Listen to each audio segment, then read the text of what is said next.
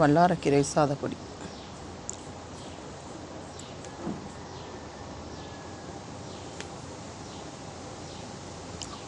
வீட்டில் பிள்ளைங்க கீரையே சாப்பிட்றது கிடையாது, அதனால் ஆரம்பித்தது தான்.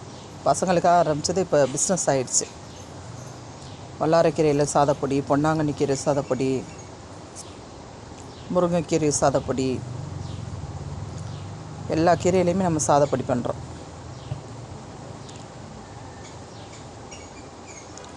சாதம் வடிச்சிட்டு வடித்த சாதத்தை